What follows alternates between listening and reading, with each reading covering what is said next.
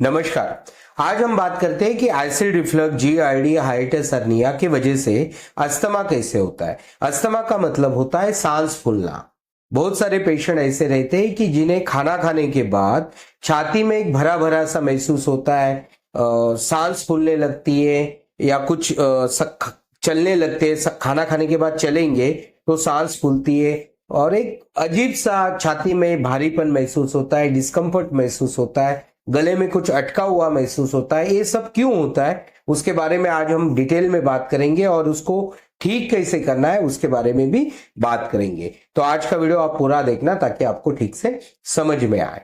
देखिए, सबसे पहले हम जानते हैं कि एसिड रिफ्लक्स में होता क्या है कि आपका जो एलियस है, एलियस का मतलब क्या है कि लोअर इसोफेजियल स्फिंक्टर, ये लूज रहता है, लैक्स रहता है। ठीक है, अभी ये एलियस तो लैक्स है ही, लेकिन उसके साथ साथ अपने जो ऊपर गले के यहाँ इसोफेगस की शुरुआत में जो अपनी अन्न नलिका होती है उसके शुरुआत में एक स्फिंक्टर रहता है, उसको बोला जाता है अपर इसोफेजियल स्फिंक्टर।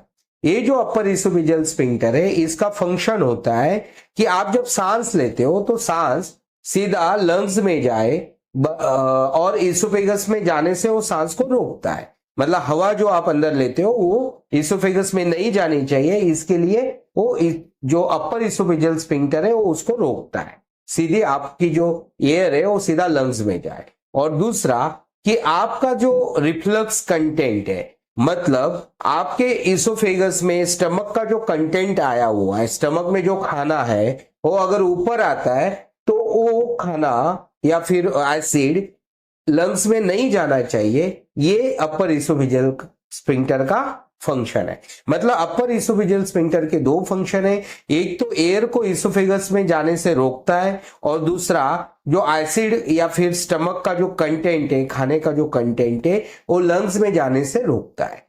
लेकिन होता क्या है कि एसिड रिफ्लक्स, जीआरडी और हाइटिस हर्निया के जो पेशेंट है, इनमें होता क्या है कि लोअर इसोफेजियल स्फिंक्टर ये लूज हो जाता है और ये लोअर इसोफेजियल स्फिंक्टर जैसे लूज हुआ उसके साथ साथ उसका इफेक्ट अपर इसोफेजियल स्फिंक्टर पे आता है, क्योंकि अपर इसोफेजियल स्फिंक्टर और लोअर इसोफेजियल स्फिंक्टर ये दोनों एक दूसरे के क्या बोलते हैं, कोऑर्डिनेशन में काम करते हैं। ऐसे नहीं हो सकता है कि लोअर इसोफेजियल स्फिंक्टर लूज हो गया और अपर इसोफेजियल स्फिंक्टर बिल्कुल सही काम करेगा, ऐसे नहीं होगा, क्योंकि वो एक दूसरे के कोऑर्डिनेशन में काम करता है। क्योंकि दोनों का जो फंक्शन है वो वेगस नर्व के थ्रू रेगुलेट किया जाता है और जैसे आपका एलियस लूज होता है उसमें वेगस नर्व का रोल होता है, वेगस नर्व का डिसफंक्शन हो जाता है। ठीक है, और इस वजह से जैसे ही एलियस लूज हुआ वैसे ही उसका इफेक्ट अपर इसोफेजियल स्फिंक्टर पे आता है और अपर इसोफेजियल स्फिंक्टर पे आने की वजह से वो उसका काम ठीक से नहीं करता।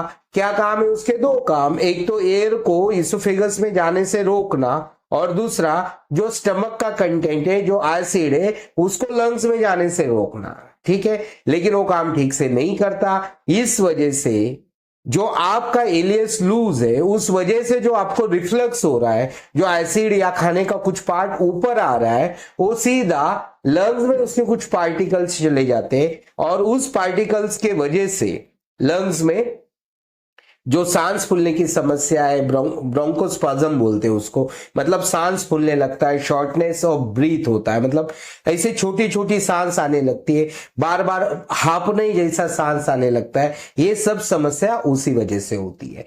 मतलब आप समझ गए कि एक लोअर इसोफेजियल स्फिंक्टर लूज होने की वजह से अपर इसोफेजियल स्फिंक्टर पे उसका इफेक्ट आता है, इस वजह से वो उसका काम ठीक से नहीं करता। इस वजह से स्टमक का जो कंटेंट है, जो एसिड है, वो लंग्स में कुछ पार्टिकल चले जाते हैं और उस वजह से धीरे धीरे आपको ये सांस फूलने की समस्या बनी रहती है और इसी से आगे जाके निमोनिया की भी समस्या बनती है। सांस मतलब लंग्स में कई तरह के इन्फेक्शन इसी वजह से होते हैं और हम लंग्स की या अस्थमा के लिए गोली खाते हैं, मोंटेलुकास खाते हैं, एलर्जी का मेडिसिन खाते रहते हैं, लेकिन उसका फायदा नहीं होता क्योंकि उसका रूट कॉज आपके जीआरडी या एलियस में छुपा हुआ है। तो अभी इसको ठीक करने की बात करेंगे। इसको ठीक करना मतलब क्या है? सबसे पहले हमें क्या करना होगा, एलियस को जो लैक्स हुआ है उसको टाइट करना हुआ या फिर उसको उसकी पोजीशन में लाना हुआ करना होगा या फिर उसको क्लोज करना होगा। वो तभी हो जाएगा जब डायफ्राम आपका एक्सेल पोजीशन में या फिर रिलैक्स पोजीशन में डोम शेप में। अगर आपने इस चैनल पर एलियस क्यों लूज होता है उसका वीडियो नहीं देखा होगा तो आप देख लेना। तो अगर आप वो देख लोगे तो आप समझ जाओगे कि एलियस को उसकी सही पोजीशन में, क्लोज पोजीशन में कैसे लाना है।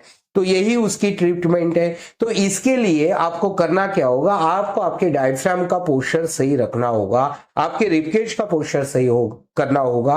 और इसीलिए आपको इस चैनल पर कई सारी ब्रीदिंग टेक्निक्स है, वो आप ट्राई कर सकते हैं। अगर फिर भी आपको दिक्कत आती है तो आपके पोस्चर का एनालिसिस करना जरूरी है। उसके लिए आप हमें संपर्क कर सकते हो। पोस्चर एनालिसिस करके आपको एग्जैक्ट वो ब्रीदिंग टेक्निक बताई जाएगी जिससे आपको जल्द से जल्द फायदा होगा। ऐसे ही वीडियोस देखने के लिए इस चैनल को आप सब्सक्राइब कीजिए। अगर आज का वीडियो आपको पसंद आया होगा तो इसे ज्यादा से ज्यादा शेयर कीजिए। आपने आज का वीडियो देखा इसके लिए आपका बहुत बहुत धन्यवाद।